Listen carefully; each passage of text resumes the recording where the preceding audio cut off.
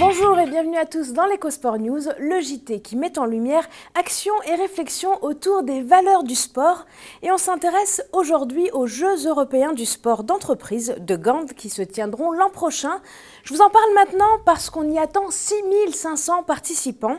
Ce sera du 21 au 25 juin 2017 en Belgique. Et vous avez déjà été très nombreux à prendre d'assaut le site internet pour vous inscrire.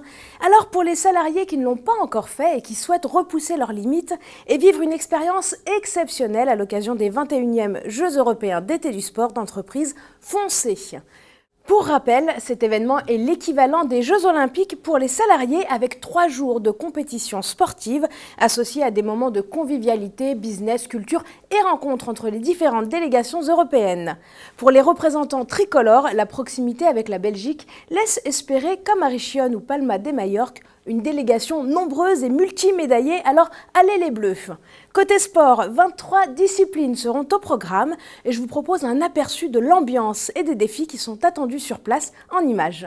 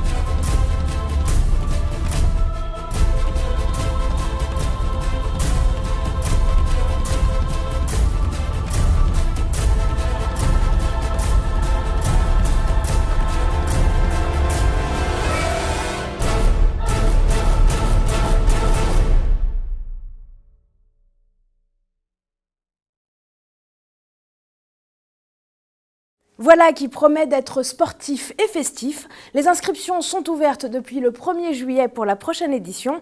Toutes les informations en visitant le site de la FFSE ou juste ici. L'Europe encore et toujours avec le projet PASS, ce projet européen soutenu par la Commission européenne dans le cadre du programme Erasmus+ Sport. Il est porté par un consortium de 7 partenaires, piloté par le think tank européen Sport et Citoyenneté. De quoi s'agit-il ? Eh bien, tout d'abord, une première étape qui a débuté en janvier 2015, qui consistait en la réalisation d'une étude visant à recenser et analyser les politiques publiques mises en œuvre dans plusieurs États européens en vue de promouvoir l'activité physique comme vecteur de santé. Ces éléments seront confrontés jusqu'en décembre 2017 au point de vue de différents secteurs d'activité dans le but de faire des propositions pour réintégrer l'activité physique dans le quotidien des citoyens. D'ores et déjà, 2 ateliers ont vu le jour, un autour de la mobilisation des acteurs de la santé, c'était début juin en Slovénie, et un autre autour des acteurs du secteur éducatif qui s'est tenu le mois dernier à Berlin. L'étude complète est à découvrir et à retrouver sur le site web juste ici. On poursuit tout de suite avec du sport scolaire et solidaire, c'est le focus de la semaine. On revient aujourd'hui sur la Danone Nations Cup. Il s'agit de la plus grande compétition mixte de football au monde pour les enfants de 10 à 12 ans.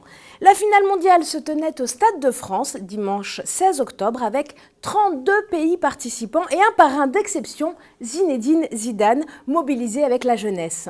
Un événement qui pour la première fois a vu l'UNSS y participer. Des jeunes filles d'Aulnay-sous-Bois étaient sur le terrain. Cette participation est le résultat d'un rapprochement entre Danone et l'UNSS pour la mise en place d'un tournoi 100% féminin au sein de cette coupe internationale qui fédère autour de valeurs fortes telles que le fair play, l'humanisme, le dépassement de soi. Allez, encore quelques chiffres. La Danone Nations Cup, c'est 34 000 écoles et 11 000 clubs participants, soit tout au long de l'année près de 2,5 millions d'enfants qui vivent cette aventure humaine et sportive. Si vous n'y étiez pas, je vous propose un petit cadeau tout de suite en images, le top 5 des célébrations de buts marqués.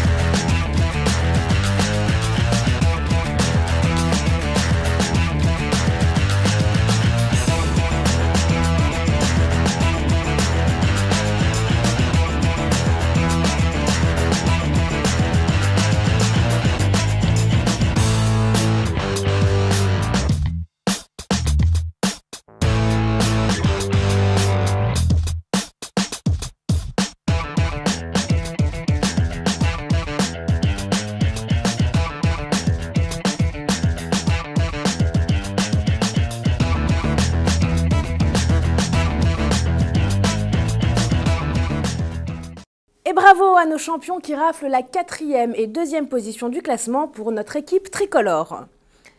Et maintenant, sans plus attendre, je vous propose l'agenda. On revient sur le projet PASS et une conférence autour de la mobilisation des acteurs du sport pour tous qui aura lieu les 14, 15 et 16 novembre 2016 à Ljubljana en Slovénie. N'hésitez pas à y participer si vous avez l'occasion. Et plus près de chez nous, c'est Saint-Tropez et les voiles d'entreprise dont on vous parle depuis plusieurs semaines et qu'il ne faut pas manquer, ce sera avec la FFSE et c'est les 21 et 22 octobre prochains. Côté sport scolaire, rendez-vous avec le concours Flash Mob en route pour le championnat du monde de handball 2017. C'est simple, vous vous inscrivez en ligne, toutes les associations sportives membres de l'UNSS peuvent y participer et vous proposer un scénario en lien avec le handball. Vous avez jusqu'au 20 novembre pour être inspiré et remporter peut-être vos places pour le mondial de handball. Rendez-vous pour plus d'informations sur le site Opus. Voilà, déjà la fin de notre EcoSport News. Je vous retrouve dès la semaine prochaine. D'ici là, restez bien connectés.